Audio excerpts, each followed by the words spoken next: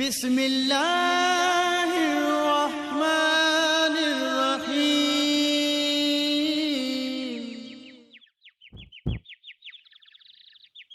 بسم الله الرحمن الرحيم. السلام عليكم ورحمة الله وبركاته.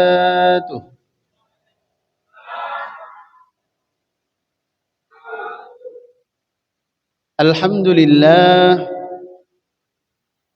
الحمد لله الذي بنعمته تتم الصالحات، والصلاة والسلام على سيد السادات وعلى آله وأصحابه أهل الفضائل والكرامات. قالوا سبحانك لا علم لنا إلا ما علمتنا إنك أنت العليم الحكيم. رب اشرح لي صدري ويسر لي أمري واحلل عقدة من لساني يفقه قولي وبعد. Yang kami hormati segenap pengurus Masjid Baitus Salam yang dimuliakan oleh Allah. Yang kami hormati Bapak Imam Masjid Baitus Salam, para alim ulama, serta jamaah Bapak Ibu yang hadir pada malam hari ini. Bersyukur kita kepada Allah dengan sama-sama kita mengucapkan Alhamdulillahi Rabbil Alamin atas segala limpahan rahmat dan karunia dari Allah Subhanahu wa Ta'ala, sehingga malam hari ini kita masih ditakdirkan oleh Allah untuk menjadi hamba-hamba yang bersujud dan beribadah kepada Allah. Mudah-mudahan Allah tetapkan iman dan Islam dalam hati kita. Dengan itu kita dihidupkan dalam keadaan begitu juga nanti kita akan diwafatkan. Amin ya rabbal alamin. Bersolawat kita kepada Rasulullah, dengan sama-sama kita mengucapkan Allahumma salli ala Sayyidina Muhammad wa ala ali Sayyidina Muhammad. Jamaah Bapak Ibu yang dimuliakan oleh Allah, pada malam hari ini kita akan kembali melanjutkan kajian tafsir Al-Quran dengan harapan ayat-ayat yang kita baca nantinya saat salat menambah kekhusyuan kita, karena kita sudah mengetahui makna yang terkandung di dalamnya. Bukan hanya menambah keimanan dan ketakwaan kita kepada Allah, tapi juga mudah-mudahan menambah kekhusyuan kita di dalam salat. Karena dari sekian banyak penyebab kita sulit mendapatkan kekhusyuan di dalam salat adalah diakibatkan karena kita tidak mengerti makna dan kandungan dari ayat yang kita baca. Malam hari ini kita akan mengkaji surah Al-Fil. Alam tara kaifa fa'ala rabbuka bi ashabil fil. Sebelum kita bahas, sesuai dengan namanya Al-Fil, artinya gajah. Turunnya surah ini Allah bercerita tentang satu peristiwa. Satu peristiwa yang melegenda pada waktu itu sampai hari ini. Satu peristiwa yang diyakini bukan hanya oleh kaum muslimin, bahkan orang-orang kafir menyaksikan dengan mata kepala sendiri tentang dahsyatnya peristiwa ini. Ada seorang raja berasal dari Yaman. Nama raja tersebut adalah Raja Abraha. Cemburu kepada Mekah. Sebagai raja, dia memiliki kecemburuan terhadap Mekah. Mengapa? Karena sejak zaman dahulu Makkah itu menjadi pusat berkumpulnya manusia. Kalau orang-orang Islam, dia berkumpul di Makkah karena ada Ka'bah. Kalau orang-orang kafir, orang-orang musyrik, juga berkumpul di Mekah. Karena dahulu di sekeliling Ka'bah itu ada banyak berhala-berhala. Bahkan riwayat menyebut sebanyak jumlah hari dalam satu tahun. 365 patung berhala. Karena orang kafir itu menyembah Tuhan yang berbeda dalam setiap harinya. Karena di situ pusat ibadahnya umat Islam di situ, orang-orang kafir di situ, sehingga masyarakat Mekah sedari dulu selalu dipadati oleh manusia. Maka saat satu tempat itu ramai dipadati oleh manusia, maka secara bersamaan ekonominya hidup. Ya, logika sederhananya sama seperti itu di MTC. Pokoknya kalau udah manusia ngumpul, ada yang sepedaan, ada yang lari, ada yang apa, ekonominya hidup. Ada tukang bakso di situ, ada tukang cilok di situ, macam-macam. Iya, MTC itu contoh. Ilustrasi sederhana bahwa di mana manusia berkumpul, di situ ekonomi hidup. Itu dari dulu. Makanya sekarang untuk membangun ekonomi gampang, ramaikan dulu tempatnya. Kalau tempatnya sudah ramai, maka ekonomi dengan sendirinya akan hidup. Makanya orang Mekah sampai hari ini itu nggak ada yang kerja. Nggak ada yang kerja, kerjaannya cuma sholat 5 waktu, buka toko, tutup toko, ngopi-ngopi gitu. Nggak ada yang kerja serius seperti kita. Karena pusat keramaian orang tanpa harus kerja, bukan mereka yang ngejar rizki, rizki yang ngejar mereka. Duit yang cari dia. Makanya orang-orang Arab itu nggak ada yang kerja. Apalagi kebijakannya adalah setiap yang mau bikin usaha di Makkah dan di Madinah itu harus atas nama masyarakat setempat. Misalnya saya orang Indonesia kaya, punya duit berapa triliun gitu, pengen bangun hotel di sana, harus atas nama orang Makkah atau orang Madinah. Mau nggak mau kan bagi hasil, karena dia yang punya lahan dan dia yang atas nama. Ya tinggal ngopi-ngopi aja. Nah, kembali ke persoalan tadi, itu yang membuat Raja Abraha cemburu. Karena dia sebagai penguasa di Yaman, sebagai raja di Yaman, Yaman itu menjadi sepi. Karena orang-orang pada ke Mekah. Atas dasar itulah, Raja Abraha membangun satu katedral, tempat ibadah. Masih ada sampai sekarang, puing-puingnya. Di Son'a, satu daerah di Yaman namanya Son'a. Raja Abraha itu membuat satu katedral, pusat ibadah yang lebih megah dibanding Ka'bah pada waktu itu. Yang lebih megah daripada Masjidil Haram pada waktu itu, dengan tujuan manusia tidak akan lagi pergi ke Mekah, tapi akan berkumpul di Yaman. Kalau sudah berkumpul di Yaman, nanti ekonomi Yaman akan hidup. Tapi ternyata setelah katedral itu resmi dibangun, megah luar biasa, bahkan ibarat kalau zaman sekarang sudah menelan berapa triliun dana APBN untuk membangun itu katedral, ternyata sepi. Tetap nggak ada orang yang mau datang ke Yaman. Bahkan masyarakat setempat tetap datang ke Mekah, nggak ke Yaman sama sekali. Dari situlah muncul niat buruk dari Raja Abraha, bagaimana caranya untuk menghancurkan Ka'bah. Karena kan pusatnya di Ka'bah. Kalau Ka'bahnya hancur, nanti Mekah jadi sepi, berpindah nanti ke Yaman. Tapi Raja Abraha tahu bahwa Mekah itu pusat dari segala agama pada waktu itu. Sehingga kalau tanpa alasan tiba-tiba bermaksud untuk menghancurkan Mekah, maka nanti dilawan. Bisa kacau, bisa perang besar. Maka dibuatlah isu. Ternyata yang dilakukan Raja Abraha itu tetap dilakukan sampai dengan hari ini. Karena menghancurkan tempat ibadah, menghancurkan agama secara frontal itu tidak bisa, maka dibuatlah isu.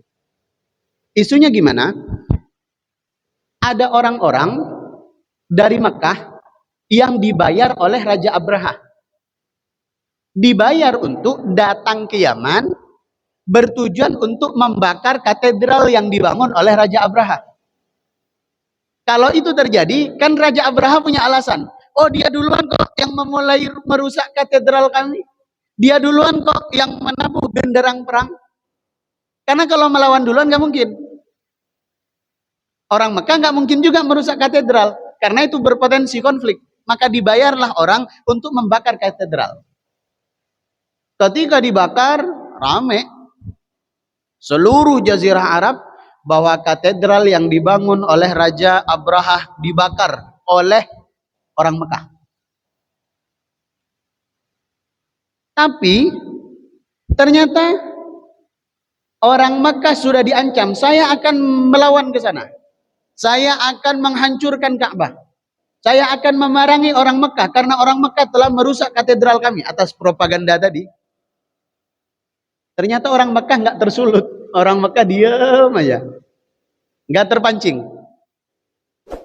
Makin emosi nih Raja Abrahah. Akhirnya punya cara kedua. Cara kedua adalah Raja Abrahah mencuri hewan ternak orang yang paling disegani di Mekah, yang pada waktu itu menjadi pemimpin seluruh suku di kota Mekah, yang tidak lain tidak bukan adalah datuknya Rasulullah, Abdul Muttalib, kakeknya Nabi.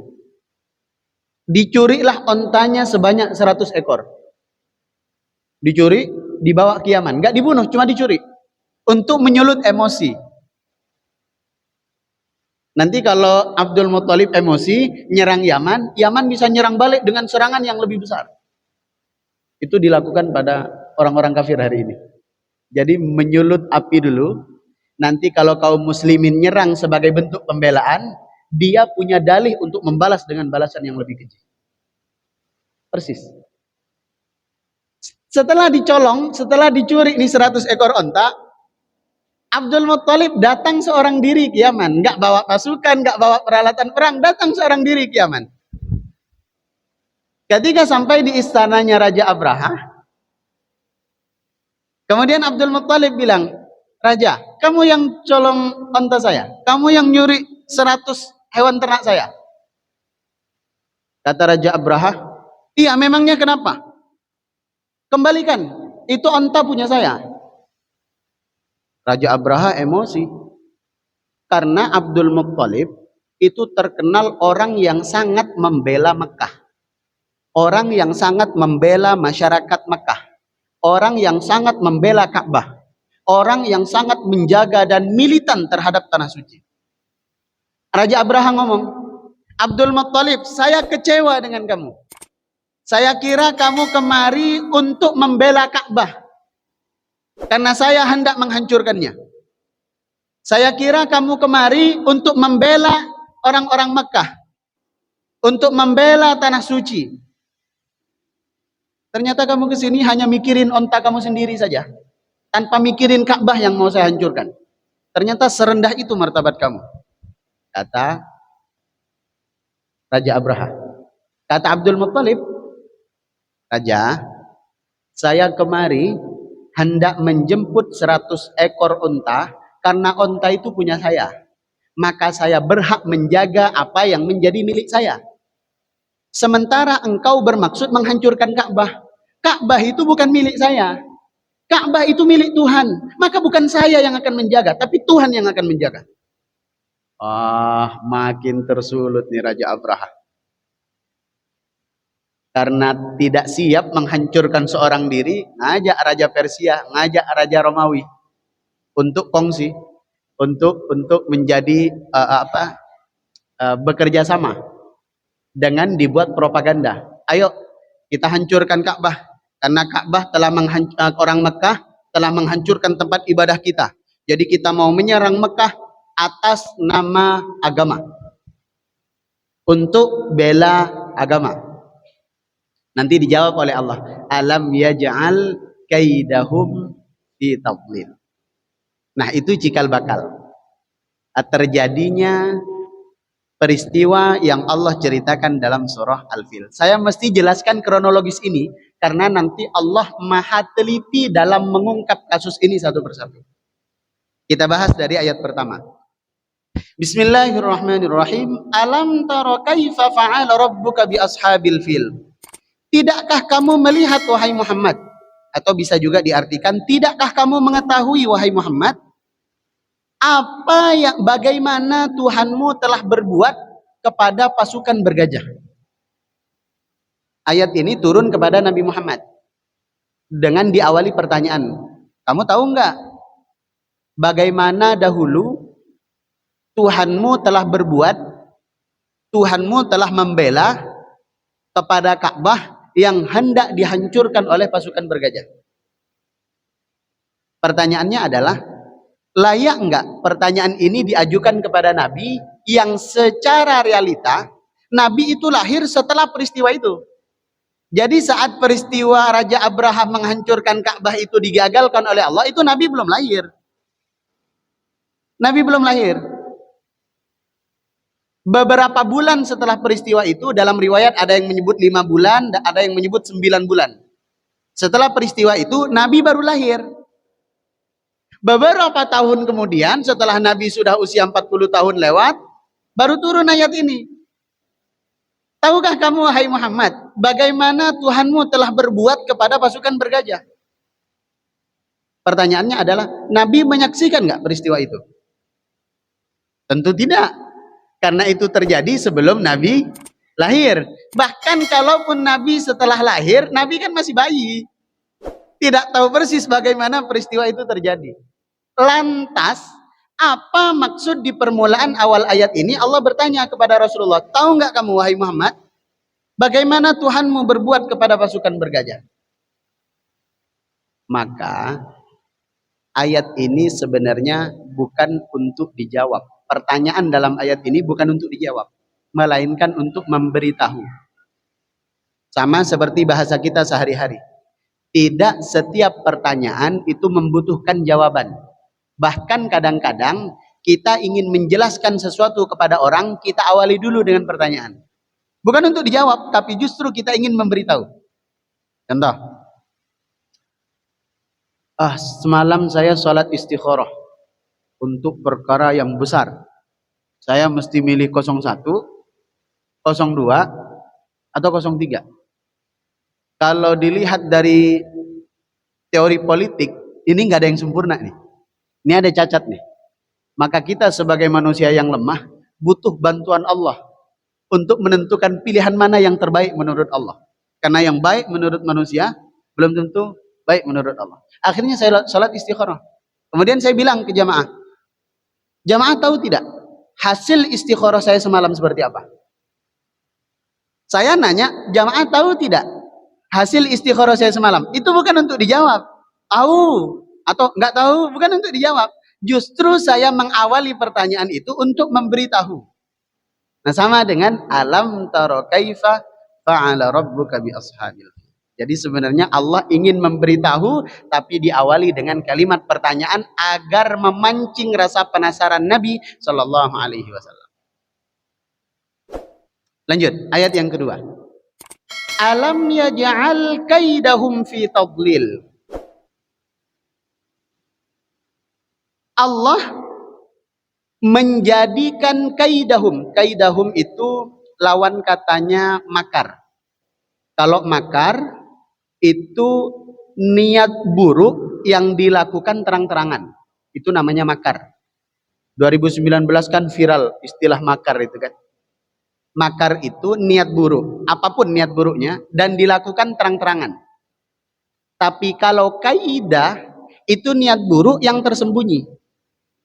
Dalam ayat kedua ini, Allah menjadikan niat buruk yang mereka yang tersembunyi itu tadlil, sia-sia. Kenapa disebut niat buruk yang dilakukan secara sembunyi-sembunyi? Karena sesuai realitanya sepertinya nggak nyambung. Niat buruknya Abu Lahab kan Raja Abrahah kan mau menghancurkan Ka'bah. Dilakukan sembunyi-sembunyi atau terang-terangan?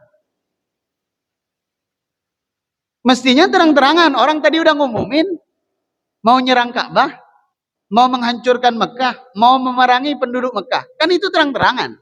Ibarat zaman sekarang membuat surat terbuka dan membuat pernyataan resmi bahwa akan melakukan perang secara terang-terangan kepada Ka'bah dan penduduk Mekah.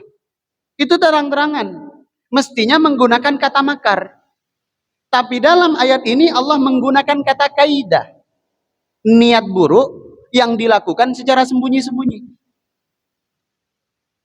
Maka ulama tafsir seperti Syekh Mutawalli Sya'rawi mengomentari ayat ini bahwa seakan-akan Allah ingin memberitahu kepada kita hari ini bahwa niat Raja Abraha untuk menghancurkan Ka'bah dengan alasan membela agama karena katedral mereka dibakar, itu bukan motif yang sesungguhnya, bukan niat yang sebenarnya. Ada niat yang tersembunyi yang tidak diungkapkan sebagai kecemburuannya kepada Ka'bah. Apa kecemburuannya? Apakah motifnya agama? Enggak ada. Motifnya apa? Ekonomi. Yang dia cemburu karena masyarakat manusia pada waktu itu berkumpul di Mekah, bukan di Yaman. Sama konflik di dunia hari ini yang mengatas nama agama apapun, bohong. Sebutkan perang di negara manapun mengatasnamakan agama, bohong. Orang kafir ya, orang kafir. Contoh, ketika Irak dimusnahkan atas nama karena di situ ada ISIS. ISIS kan mereka juga yang buat. Itu hanya propaganda supaya Barat punya alasan menghancurkan Irak. Karena kalau ISIS nggak ada alasan untuk menghancurkan Irak. Maka dibuatlah satu gerakan yang didanai oleh Inggris. Dan itu gerakan memang keras sekali, radikal sekali, sehingga ketika itu mewabah di Irak, Amerika bisa intervensi dengan atas dasar stabilitas keamanan dunia harus ikut campur. Ketika ikut campur, yang dibunuh bukan anggota ISIS-nya, tapi masyarakat sipil, sistem pemerintahannya. Ketika Irak sudah mulai lumpuh, hari ini yang dikuasai adalah minyaknya. Ujung-ujungnya lari kepada persoalan ekonomi. Libya, ketika Muammar Gaddafi dikudeta oleh tentaranya sendiri atas propaganda dari Barat, persis yang dilakukan oleh Raja Abraha. Makanya kalau kita ngaji Quran itu sebenarnya kita ketawa melihat fenomena yang sekarang terjadi, karena berulang. Yang Allah ceritakan di dalam Al-Quran itu hari ini itu reka ulangnya. Allah sudah bocorin di dalam Al-Quran, masalahnya kita nggak kaji. Itu masalahnya. Allah sudah bocorin kok, Muammar Gaddafi ketika dikudeta oleh militernya sendiri, yang dianggapnya diktator, yang dianggapnya keras terhadap rakyatnya.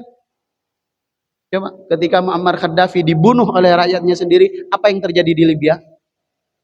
Yang dulu mereka sekolah gratis, yang dulu mereka lahiran anak dibayar oleh negara, yang dulu mereka sekolah sampai kuliah sampai hafal Al-Quran dibiayai oleh pemerintah, baik yang nganggur atau yang kerja diberikan santunan setiap bulan oleh pemerintah. Sekarang apa yang terjadi di Libya? Untuk bertahan hidup aja susah, karena kekayaannya udah direbut oleh Barat. Apakah karena soal agama? Apakah karena soal Muammar Gaddafi terlalu berpegang teguh kepada agama Islam? Enggak. Itu hanya tipu muslihat. Tujuan utamanya adalah sama, ekonomi. Maka silahkan baca hari ini berita negara manapun yang berkonflik kecuali Palestina. Kecuali Palestina. Maka saudara kita di Palestina itu mempertahankan tanahnya, mempertahankan wilayahnya, tidak ada satupun kepentingan selain memang itu adalah tanah suci. Di luar itu konflik pasti urusan ekonomi. Bahkan kalau kita mau bahas lebih jauh soal Rusia dan Ukraina, kenapa nggak selesai-selesai? Karena memang udah didesain gitu. Kalau nggak ada peperangan, terus yang jual senjata mau ngapain? Maka yang jual senjata ini buat isu, gimana ada peperangan di dunia ini, sehingga ketika dua negara berperang, mau nggak mau dia akan butuh amunisi. Mau nggak mau dia akan butuh armada perang. Belinya ke saya. Saya jual mahal, dia pasti beli, karena dia butuh. Maka kalau negara ini damai, terus negara-negara yang membuat senjata peperangan ini, mau ngapain? Nggak mungkin jual lontong sayur. Maka mau nggak mau dibuat konflik lah di negara Barat itu, di negara Jazirah Arab terutama. Sekali lagi motifnya sama. Alam yaj'al kaidahum fi tadlil. Ada niat tersembunyi yang mereka tidak ungkapkan kepada kita semua. Apa itu? Ekonomi. Maka dalam ayat ini, niat tersembunyinya Raja Abraha itu tadlil, akan sia-sia. Kenapa sia-sia? Lanjut ayat berikutnya. Wa arsala alaihim tayran ababil, dan Allah mengutus, arsala berasal dari kata rasul. Wa arsala alaihim, dan Allah mengutus kepada Raja Abraha dan pasukan bergajah itu tayran, burung ababil yang berbondong-bondong, yang banyak sekali. Jadi ababil itu bukan nama burung ya, karena kita selama ini kan salah paham, dikiranya Raja Abraha itu dihancurkan oleh burung ababil. Ababil itu bukan nama burung. Ababil itu bukan nama burung. Ababil itu kata yang menunjukkan betapa banyaknya burung yang waktu itu menyerang pasukan bergajah. Tayran itu artinya burung, ababil itu yang apa? Berbondong-bondong, yang banyak, ramai sekali. Nah, saya ceritakan secara detail melalui ayat ini. Kemudian kan Raja Abraha berhasil menghasut negara-negara tetangga, koalisi-koalisi ini, untuk ikut serta menghancurkan Ka'bah. Kenapa menggunakan gajah? Kenapa nggak pakai kuda? Karena dari Yaman ke Mekah itu jauh loh. Hari ini aja kalau pakai bus itu butuh waktu 8 sampai 9 jam. Kenapa nggak pakai kuda? Kuda kan larinya kenceng. Gajah kan nggak bisa lari. Padahal kalau dilihat dari efisiensi waktu, mestinya kan pakai kuda lebih efisien. Cepat nyampe ke Mekah kan? Kenapa pakai gajah?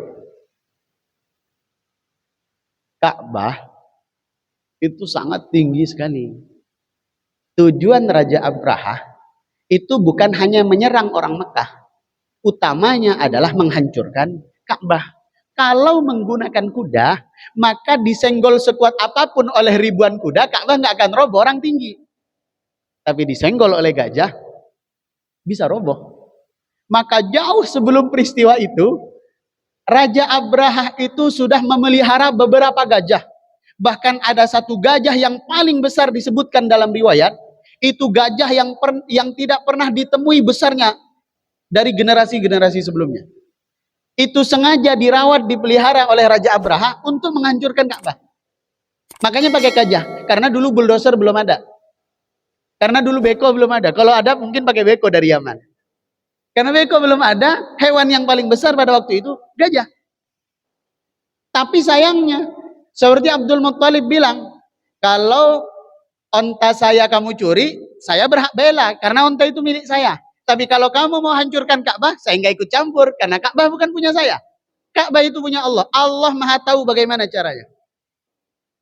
Ini menjadi bukti bahwa ternyata Rasulullah itu dari leluhur-leluhurnya memang orang yang mantap keimanannya kepada Allah. Nggak ragu sedikit pun kepada Allah. Maka nggak heran kalau cucu-cucu keturunan-keturunannya ya jadi Rasul. Karena memang kualitas datuknya aja seperti Abdul Muttalib. Maka ini menjadi pelajaran untuk kita. Jangan pernah kita bermimpi punya generasi yang soleh, punya generasi yang solihah, sementara iman kita kaleng-kaleng. Sementara ibadah kita kaleng-kaleng. Singkat cerita, bersama 10.000 pasukan. Masing-masing pasukan itu membawa gajah. Berarti total gajahnya 10.000. Karena pasukannya 10.000. Belum masuk di tanah suci. Kan ini Ka'bah. Ini Masjidil Haram. Lebih luas lagi itu namanya ada perbatasan tanah haram. Ada wilayah Makkah tapi nggak masuk tanah haram. Makanya kalau kita umroh atau haji, nanti ketika sudah masuk wilayah itu ada apa? Rambu-rambu bahwa itu sudah masuk tanah haram. Di luar itu bukan tanah haram. Belum masuk ke tanah haram. Jangankan masuk ke Masjidil Haram. Masuk ke tanah haramnya aja belum. Misalnya ini Masjid Baitul Salam yang berada di perumahan Arira. Dia belum masuk ke Ariranya, boro-boro masuk ke masjidnya. Masuk ke Ariranya aja belum. Tiba-tiba Abdul Muttalib itu sedang berdoa di depan Ka'bah. Berdoa kepada Allah. Dan Abdul Muttalib kaget. Kenapa kaget? Tiba-tiba langit Makkah itu gelap seketika. Padahal itu siang bolong. Gelap seketika, dan yang menjadi penyebab gelapnya adalah burung yang menghalangi cahaya matahari sampai gelap Mekah itu, karena padatnya burung yang keluar. Sampai masyarakat Mekah pada waktu itu ngomong, ini burung apaan? Kita nggak pernah lihat sebelumnya. Ini jenis burung apa? Kita nggak pernah lihat sebelumnya. Begitu juga dengan Abdul Muttalib. Diriwayatkan sampai Abdul Muttalib itu bingung. Ini burung jenis apa? Nggak pernah kita lihat sebelumnya. Tiba-tiba memenuhi langit Mekah sampai gelap. Raja Abraha belum memasuki kota Mekah. Belum memasuki kota suci. Udah di Mekah, tapi belum ke kota sucinya. Belum ke wilayah perbatasan tanah haram. Tiba-tiba disitulah wa arsala alaihim tayran ababil. Ternyata burung yang terbang itu, di masing-masing cakar burung itu membawa batu. Membawa batu yang wa arsala alaihim tayran ababil tarmihim. Mereka itu dilempar, tarmihim itu dilempar oleh burung tadi, bihijarah, dengan batu, min sijil, yang dibawa dari neraka. Jadi burung itu mencengkram, masing-masing burung itu yang berjumlah ribuan sampai membuat gelap langit Makkah pada waktu itu mereka mencengkram batu yang diambil dari neraka dengan kobaran-kobarannya dan dilemparkan ke pasukan bergajah itu, berikut ke para tentaranya. Dan yang mengenaskan adalah faja'alahum ka'asfim ma'kul. Ketika terkena lemparan batu itu, mereka bukan kebakar, mereka bukan tiba-tiba mati, bahkan tubuh gajah dan para tentaranya itu bolong ka'asfim ma'kul, seperti daun yang dimakan ulat. Pernah lihat ya? Jadi daun utuh terus dimakan ulat, kan compel-compel kan, bolong-bolong. Begitu peristiwa tragis itu terjadi. Dan disitulah Abdul Muttalib semakin percaya Ka'bah ini milik Allah. Begitulah orang-orang yang punya niat buruk untuk menghancurkan Ka'bah, sebab akan pasti dihalangi oleh Allah Subhanahu wa ta'ala. Dan menariknya Bapak Ibu sekalian, dalam peristiwa mengerikan itu, satu-satunya dari 10.000 hewan, 10.000 pasukan, hanya satu yang nggak mati. Nggak mati di tempat maksudnya, yaitu Raja Abraha.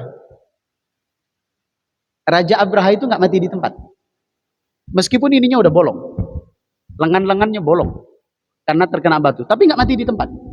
Dia masih sempat kembali ke Yaman. Pertanyaan terbesarnya, kenapa nggak dibiarkan mati aja oleh Allah? Kenapa masih diberi kesempatan untuk balik lagi ke Yaman? Seandainya Raja Abraha itu mati di tempat, maka yang akan percaya pada peristiwa itu hanya orang Mekah dan sekitarnya saja. Karena dulu belum ada live streaming. Dulu belum ada video yang nanti di-share ke grup WA, wah telah terjadi nih di Mekah. Tidak ada. Sengaja Allah membiarkan Abu Lahab dengan tangan yang bolong tadi kembali ke Yaman. Dan pada akhirnya masyarakat Yaman pun semakin takut terhadap penduduk Mekah dan kota Mekah karena mengingat apa yang menimpa kepada rajanya, itu Raja Abraha. Begitu Allah menjadikan kisah ini begitu melegenda. Pada akhirnya itu yang menyebabkan kemarin kita bahas idza jaa nasrullahi wal fath. Kenapa masyarakat Mekah pada waktu itu masuk Islam berbondong-bondong? Karena ketika Rasulullah dari Madinah, kan udah hijrah ke Madinah nih, masuk lagi ke Mekah bersama 10.000 pasukan, persis dengan pasukannya Abu Lahab. Tapi Rasulullah masuk Mekah, nggak ada yang mengganggu. Burung-burung itu nggak ada, perlawanan nggak ada, peperangan nggak ada, musibah besar nggak ada. Rasulullah masuk ke Mekah bahkan di hadapan Ka'bah tanpa ada pertumpahan darah sedikit pun. Disitulah orang Mekah baru yakin, kalaulah orang jahat memasuki kota Mekah dan dia adalah orang yang jahat, pasti akan digagalkan oleh Allah. Kenapa Muhammad bisa berhasil masuk Mekah? Kenapa burung-burung itu tidak datang lagi? Berarti dia telah dibela oleh Tuhan. Berarti dia dibela oleh Allah. Sehingga wa ra'aitan nasa yadkhuluna fi dinillahi afwaja. Orang-orang Makkah pada waktu itu hampir semuanya memeluk agama Islam berbondong-bondong. Karena dulu mereka percaya Abu Lahab orang jahat masuk ke Mekah pasti digagalkan oleh Allah. Orang kafir mengatakan pasti digagalkan oleh Tuhan. Tapi ternyata Muhammad masuk Mekah tanpa sedikit pun musibah, tanpa sedikit pun bencana. Berarti dia dibela oleh Tuhan dan direstui untuk menjaga dan melanjutkan kemuliaan kota Mekah. Wallahu a'lam bishawab. 7 menit lagi. Menjelang salat Isya, barangkali ada tanya jawab sesuai dengan tema boleh, di luar dari tema juga boleh. Silakan Bapak Ibu. Insyaallah pertemuan berikutnya kita akan mengkaji al-humazah. Kebiasaan buruk yang kita anggap sebagai dosa kecil, padahal itu mendapatkan siksa yang paling besar nanti di neraka. Apa itu? Humazah dan lumazah. Insyaallah kita bahas di pertemuan yang akan datang. Ada tanya jawab? Waalaikumsalam. Mau tanya Pak Ustadz, bagaimana hukumnya pakaian berbau najis tapi tak terkena najis? Contohnya, kalau kita pergi ke kandang sapi, kita pulang kan bau tai sapi kan? Kita sholat di tengah jalan, waktunya sholat zuhur misal kita sholat, bagaimana hukumnya itu? Baik, begini. Yang najis itu bukan sapinya, tapi kotorannya. Kambing pun demikian, yang lebih menyengatkan bau kambing.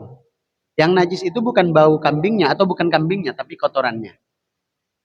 Itu mengapa dalam ilmu fikih, kalau tidak ada tanda najis dari 3, maka kita tidak boleh menduga.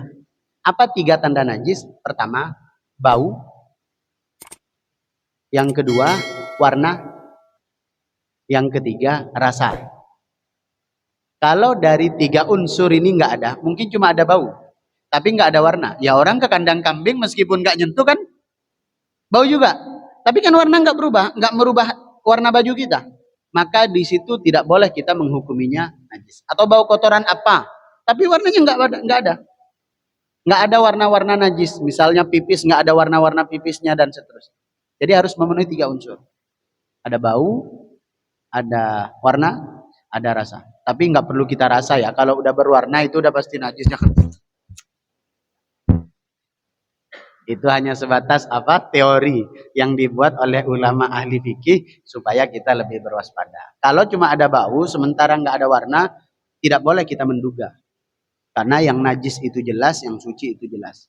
Justru yang membuat nanti kita menjadi was-was dugaan itu. Misalnya ketika kita mau sholat bau kambing nih atau bau sapi nih, najis apa enggak ya? Najis apa enggak ya? Itu justru yang mengganggu ibadah kita. Maka kalau cuma ada bau sementara enggak ada, ya sudah lanjut sholat. Allahu a'lam. Sama dengan ini juga. Kucing. Kucing itu kalau tuannya nggak bersih, itu bau dia. Kucing. Kalau tuannya nggak bersih, itu bau. Tapi bau bukan berarti najis. Itu sama dengan kita. Kita bau belum tentu najis. Yang wangi juga belum tentu suci. Maka harus ada tanda berikutnya. Ada warna yang menjadi indikasi dia najis atau enggak. Kalau nggak ada, kita nggak boleh menduga. Lanjut aja pakai sholat. Nggak perlu ragu-ragu. Allahu a'lam. Ada lagi? Silakan. Ya, silakan, Pak. Ada saya dengar begitu imam membaca Al-Fatihah, makmum juga ikut baca Al-Fatihah. Sebagian, ada yang nggak baca, ada yang baca. Itu macam mana hukumnya, Ustaz? Maksudnya bacaan imam bersamaan dengan bacaan makmum. Imam lagi baca, dia juga baca. Begini, prinsipnya dalam sholat berjamaah, wa idza quri'al Qur'an fastami'u lah. Kalau imam membaca Al-Quran, baik itu Fatihah atau surah-surah yang lain di luar Fatihah, maka makmum mendengar. Itu kaidah. Kapan membaca Fatihah? Nanti setelah waladdallin amin. Maka imam nggak boleh langsung gas pakai surat, nggak boleh. Harus memberikan space waktu, karena ada ulama yang mengatakan meskipun dalam sholat berjamaah makmum juga harus baca Al-Fatihah. Maka supaya tidak berbarengan dengan bacaan imam, karena kaidah tadi nggak boleh dilanggar, imam baca, makmum menyimak. Nah, bacanya setelah amin. Nah, setelah waladhdallin baru imam lanjut baca surah apa atau ayat apa. Begitu. Jadi makruh hukumnya saat seorang imam membaca Al-Fatihah dan diikuti bacaannya oleh makmum. Bahkan ketika makmum hafal dengan surah yang dibaca oleh imam. Misal, setelah Al-Fatihah baca surah apa gitu yang hafal. Yasin wal Qur'anil Hakim. Makmumnya hafal, terus ikutan juga. Innaka laminal mursalin ala siratim mustaqim. Itu makruh. Itu makruh. Karena kaedahnya sekali lagi kalau dibaca ayat suci Al-Quran didengar, disimak. Allahu a'lam. Ya, silakan Pak. Sholatnya kan sholat sir, jadi nggak kedengaran. Jadi kalau kita barengan dengan setelah imam selesai baca Fatihah baru kita baca, kebanyakan kan ada yang lambat baca, ada yang cepat. Kalau kita bacanya lambat, otomatis keburu udah rukuk gitu. Ya, nah ini luar biasa nih. Untung beliau nanya, saya menjelaskannya kurang lengkap. Jadi kaidah tadi berlaku untuk sholat berjamaah yang bacaannya jahar, maghrib, isya, subuh, yang bacaan imamnya lantang. Sementara yang sir, misalnya zuhur dan asar, maka imam baca Al-Fatihah, ya makmum baca Al-Fatihah. Imam baca surah, ya makmum baca surah bersamaan, karena kan sir. Yang tidak boleh itu kalau jahar, maka saat imam baca, makmum menyimak. Kalau sir bersamaan. Jadi jangan kita nunggu. Kita sebagai makmum nggak usah nunggu. Ini kira-kira imam kita udah selesai Fatihah belum ya? Baru kita nyusul Al-Fatihah. Betul kata Bapak tadi, keburu ruku nanti. Nanti Fatihah kita nggak tuntas. Wallahu a'lam bishawab. Ada lagi cukup? Baik, karena sudah masuk waktu Isya, kita tutup dengan doa kafaratul majlis. Subhanakallahumma wa bihamdika asyhadu an la ilaha illa anta astaghfiruka wa atubu ilaik. Kurang dan lebih mohon maaf. Assalamualaikum warahmatullahi wabarakatuh. Waalaikumsalam warahmatullahi wabarakatuh.